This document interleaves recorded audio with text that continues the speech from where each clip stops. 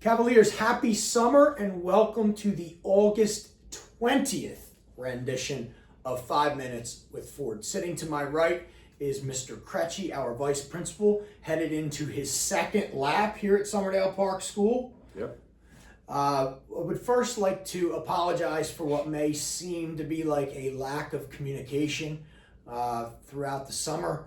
The reasoning for that is we are in the process of transitioning to a new district messaging system, which has turned out to be a larger hurdle than we anticipated. It was not a simple downloading and uploading import process from our student management system as we had thought. So what began on July the 2nd was just finalized today, correct? Correct. Right, and the reason for the transition is that our existing or former messaging system, Swift K12, let us know in late May that they were sunsetting as of July 1, adding an additional task to our already long list of tasks. For the summer. So, anyways, here we are. It is late August. August, sometimes referred to as the Sunday of summer. And in that analogy, it's probably like 3:30, 4 o'clock, 4:30 on that Sunday. It's getting time. We're getting close. We're getting close. And it has been a busy summer, to say the least, here at the park. But the good news is we are wrapping things up and getting ready to go. One of the big things on everybody's mind is the student schedules, or who will my daughter have for second grade this year, or my son, he can't wait to find out who his third grade teacher is. Mr. Kretschy has been working very hard on the student and teacher schedules, and he will be able to provide an answer to that question. Mr. Kretschy, what is the answer? Today at 4 o'clock, our schedule goes live. And that's when you hit the what icon in on course? It's a little birthday cake. It celebrates the new upcoming school year and all the happiness it will bring. The birthday cake icon is always a nice button to be able to push, and that celebrates what would be your first time in completing the master schedule. Yes. All right, and then I have to say you did a very nice job with that this year. We'll see. And we'll see. We will see. We will see. But I'm confident in the work that you've done and opening up the school building, and any thing that comes our way will not be too large for us to overcome and solve and move forward. So in order to view these schedules in OnCourse, parents must complete the annual registration process. And the annual registration process is done through OnCourse Connect, which can be done through the application on your phone or by visiting the school's website and locating the OnCourse Connect icon, which is the top left icon on the home page. Kind of looks like one of those Wi-Fi signals. So you would click on that, and within that annual registration process are several forms that parents must complete in order to then gain access to their child or children's schedule. That includes the 24-25 Parent-Student Handbook. It also includes the 24-25 Tablet Agreement form, as well as the dismissal form that parents would complete that provides permission for their older siblings to pick up their younger siblings from school, and also the photo consent form, which allows parents to not either give or to not give permission for their child's photo to appear on some of our publications or social media platforms. So, Mr. Kretschy, you worked hard. One of your summer tasks was to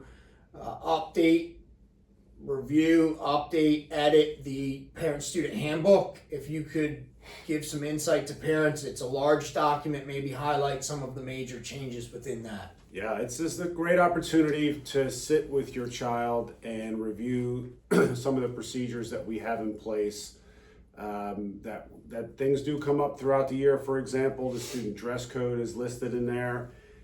Some details and highlights about our new PBIS program, the code of conduct, which is definitely something that is questioned every year as far as consequences for certain student behaviors, our attendance policy, which is again a point of emphasis this year, and a big change from last year to this year, Mr. Ford, a change in our tardy policy.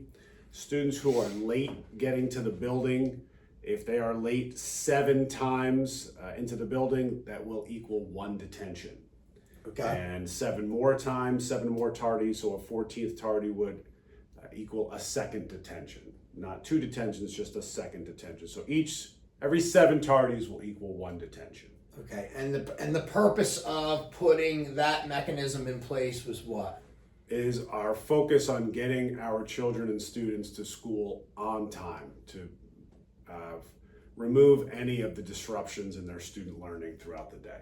Right, not only the disruption to their learning, but when students are coming in late into the classroom, it's disrupting the teacher, the lesson, and the educational experience and flow for the other students as well. Correct.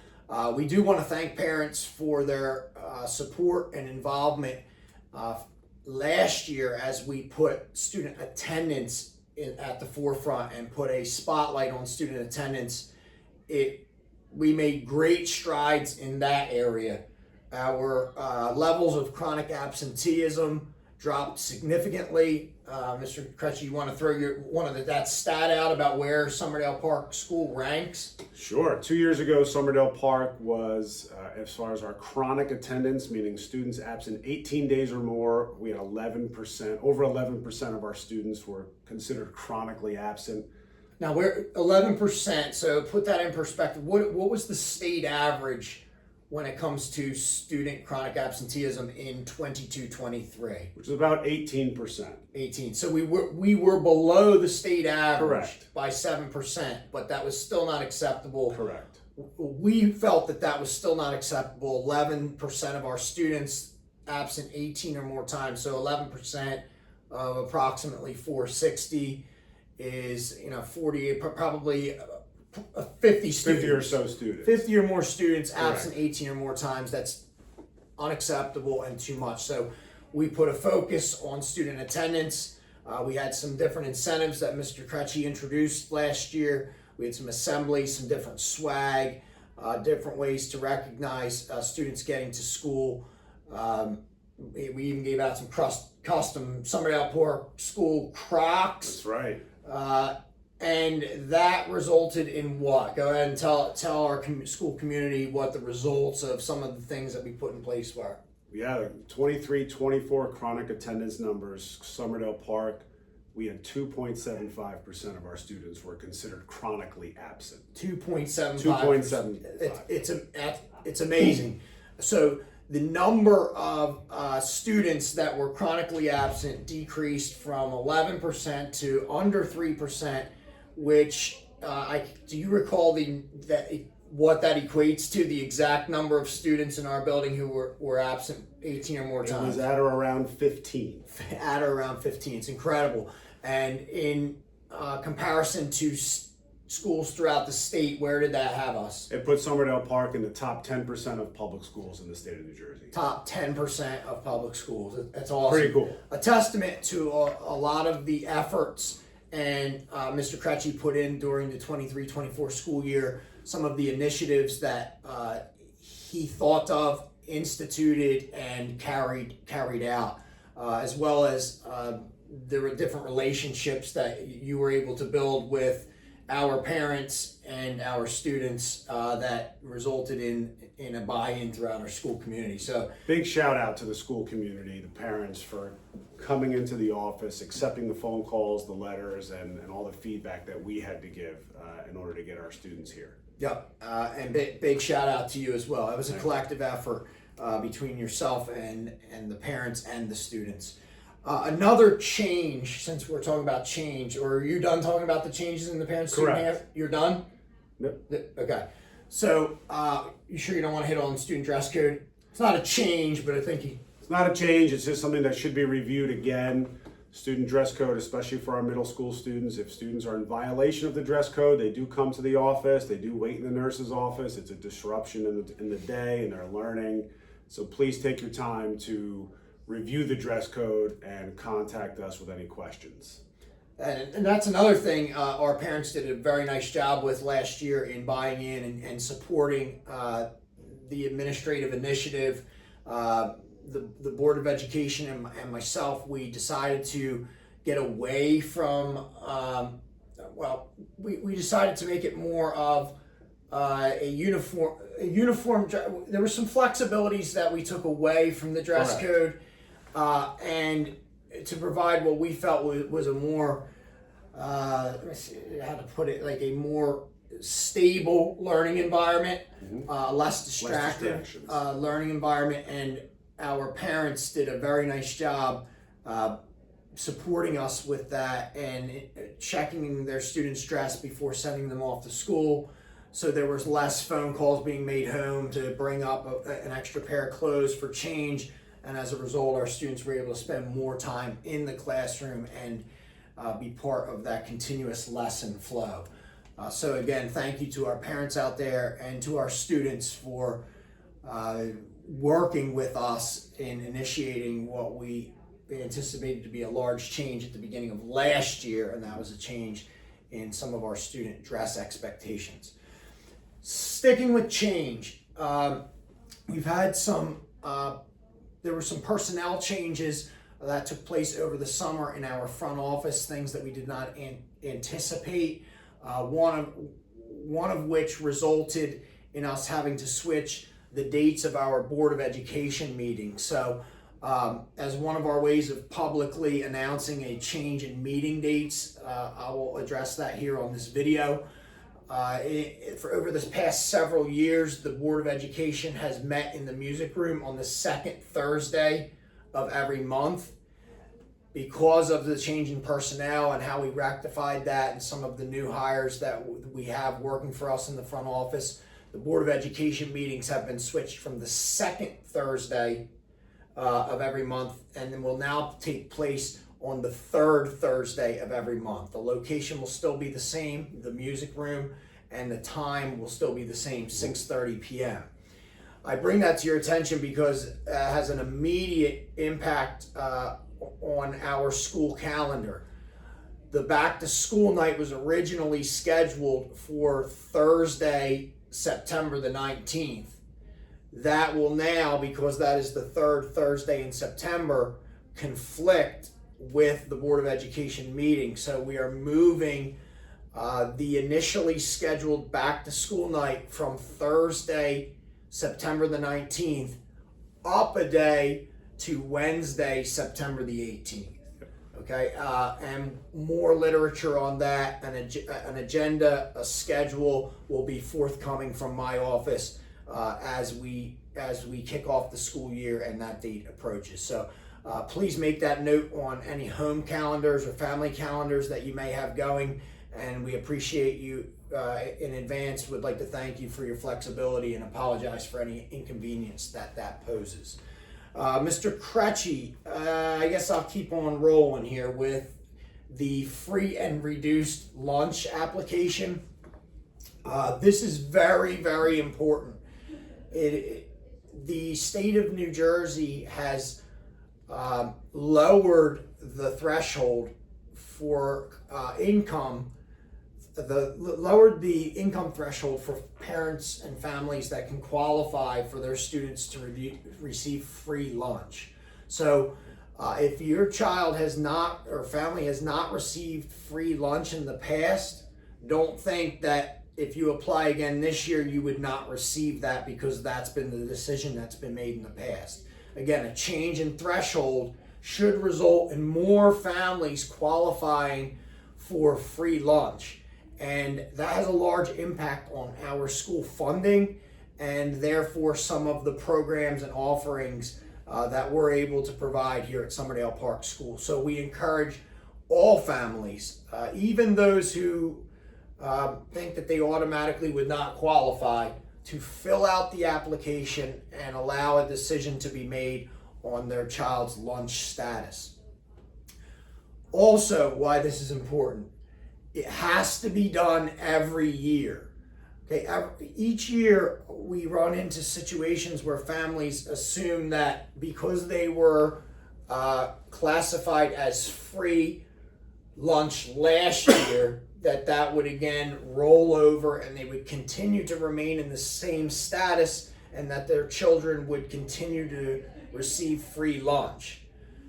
Yes, you may qualify again. Yes, your children's status may be free again, but that is not in place unless the application is filled out. So that is very, very important that parents again fill out the free and reduced application every year. Because what we'll say is parents thinking they were free last year, they must be free this year. The application deadline comes and goes. By the way, that application deadline is October the 15th. That application deadline comes and goes. The child continues to get lunch as he or she had been doing the first 6 weeks of school. And come October 15th, they begin to compile charges on their lunch account.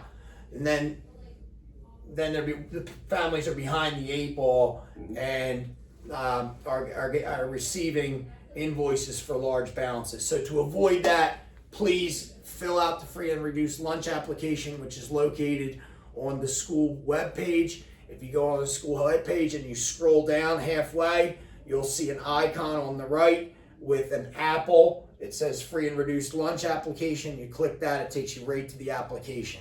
Also, you could use the departments tab up on the top, drop down the cafeteria, and right within that is the free and reduced lunch application also. So you can access it in multiple different ways. And that's, now I'll pass on to you, Mr. Kretschy. You want to touch on gym uniforms? Gym uniforms. This is really new for last year's 5th grade students, this year's incoming 6th grade students. There is a gym uniform requirement for phys ed class. The items are on the website, our school website, for sale.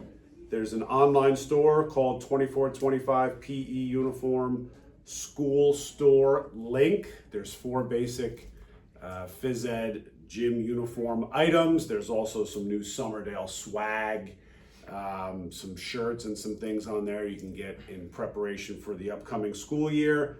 The best thing to do is go on and order right away. There's about a 2-week turnaround to receive the items. We don't have physical inventory in-house. Currently, we don't have shorts and t-shirts to sell or give out right now, so it's on the responsibility of the parent and family to go on and order the gym uniform as soon as possible. If you order now before September 15th, it'll be here before the end of the month. The store closes again September 30th. You'll get it by mid-October. Hopefully we don't have to go further along into the fall before all our students have their uniform. If you have last year's outfit and it fits, wear it. Just make sure you throw it in the washer and dryer, maybe a dryer sheet or 2 to freshen it up before the school year. When ordering, parents should pay close attention to the sizing. Sizing, yeah. Go if you could hit on that. There's a wide range of sizes, anywhere from youth extra large, I believe, Youth all the way extra up large to up to adult 2XL. You got it. Yes. So pay attention to the drop-down menus and the tabs, and make sure we order the correct size. Right. So we had a Do you lot. think they run big or small? They do run big because I believe they're unisex. Okay. So one of the things that we observed last year is that gym uniforms were coming in a lot larger than anticipated or ordered. So be cognizant of which sizing options you're choosing from, whether it be youth or adult, so that we can get uniforms that fit appropriately and kick off the school year as smoothly as possible. And again, the purpose of the uniform at the middle school level is to promote changing in phys ed class. Good hygiene. Good hygiene. And this is going to be a requirement when students get over to the high school. They are required to change, and part of our responsibility is to help prepare students for the next phase of their academic career. and we begin to do that in middle school. So as a result of that, students in middle school, grades 6 to 8, they are not permitted to wear the gym uniform to school. Correct. They must change into the school uniform, And into the gym uniform, and out of. Now, in grades K to 5, they may wear the gym uniform to school because they are not changing. Correct. Right? So the changing requirement is only for students in grades 6 to to 8. And we explained our rationale behind that. Just a couple quick housekeeping items before we sign off from this 20 minutes with Ford. Is our front office has requested us to provide a reminder that anyone who has provided a lease or a residency lease and is verifying that with an affidavit, that is only good for 1 year, and that must be updated. The affidavit must be updated annually. You can do this by hitting the registration icon, which is a pencil located on the homepage, which is right next to the 24-25 PE gym uniform school store icon, I believe, right? And also, you can go to the registration from the homepage, and the document is titled Updated Notarized Affidavit of Residency Form. So, a lot of information, just provided there. It was a build-up of information because of our messaging system being in transition. We could have probably put this out in 4 or 5 minute spurts, but instead we compiled it into one 20-minute spurt. But we are really looking forward to reconnecting, getting our staff back on campus, welcoming our students back for another what we believe will be a great school year. And we have some more things and surprises in store for our staff and students. We do. We're not going to get into that right now because it's mostly an informational segment, and we want to do a sign your homework between now and the first day of school. Please go on to On-Course Connect, complete that annual registration process. View your child's schedule, start to get excited, make that trip to Walmart, make that trip to Target, whatever your school supply store of preference may be. Load up. There's school supply lists on the website. Check it out. Go have fun shopping. Anybody who the back to school process may present any difficulties to or any financial strain, you reach out to me. You reach out to Mr. Kretschy, you reach out to any staff member in our school building that you may be comfortable with and articulate that, and we will make sure that you and your family and your child are prepared to come back to school and are confident in walking back into this building with what they need to be successful during the 24-25 school year. Mr. Kretschy, do you have anything else for the good of the cause before I lay it up to you? I'm about to go hit the birthday cake icon. The birthday icon. He's been looking forward to this for about 3 months, and once that's grayed out, I'm sure we might hear some yelling and some echoing throughout the front office. And again, 4 p.m., right? 4 p.m. 4 p.m. Is when people can expect to see the schedule go live. Anything else, Mr. Kretschy, before we sign off? I think that's it. That's it. All right, everybody. We will see you in a couple weeks. We always appreciate your ongoing support and involvement in your child's education. We got a good thing going here. You're a large part to do with it. Let's keep the momentum going and enjoy the rest of your summer. And as always, go Cavs. Go Cavs.